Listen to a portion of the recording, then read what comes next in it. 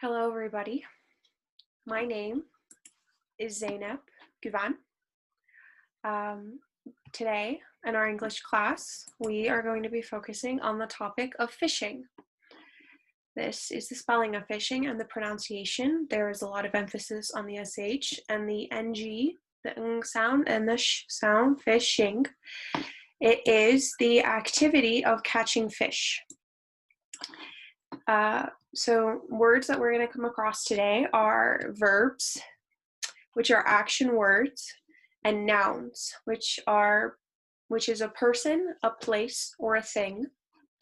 And then a word that we're going to come across a lot today while we're reading the story about fishing is the word get. Get is a verb that can be used in many different ways, which is why it can be confusing for people who are learning English.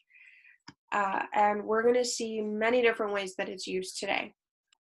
So let's look at some of the words that we saw in the story and to help us remember them. So the nouns that I'd like us to look at, people, places, or things, the person, a place, or a thing that we saw. So the people, the person, the people that we saw.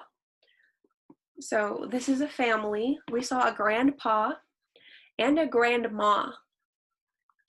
So let's say this is the character in the book. This is you.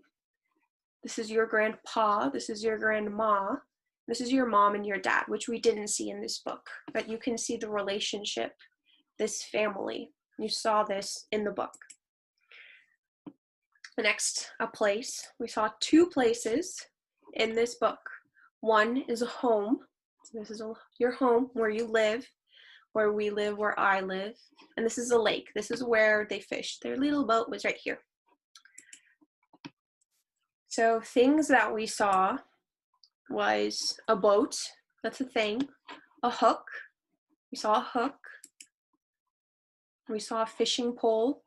We saw a worm. And we saw fish.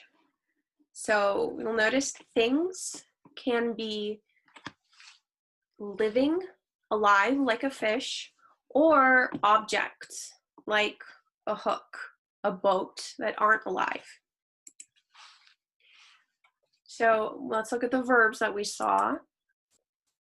One was love, to love, and different ways of conjugating that verb.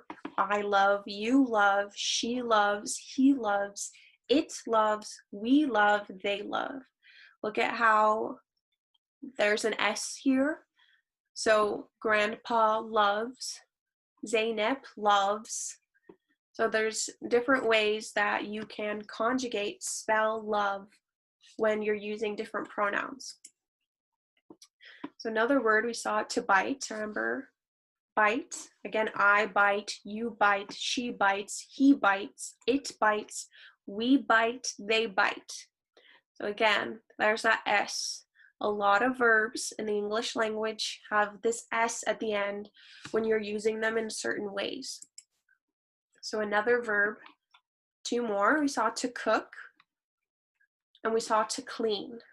So I clean, you clean. Here are those S's again on the she, the he, the it. And then we clean and they bite. So again, the last verb that we saw was to eat. Again, you can see the S's here. She eats, he eats, it eats. And that is the end of our story time. We saw a lot of words. Some verbs, some nouns, some places, and it was a lot. It was a very short story, but even in short, simple stories, there are a lot of different things going on when you were considering it from a standpoint of learning English. So if you have any questions, now would be the time to ask, and I'll explain things to you as best as I can, but also, we don't have to worry about things that are beyond our scope, that are, we can learn later. So that is the end of my presentation, and I will see you next time.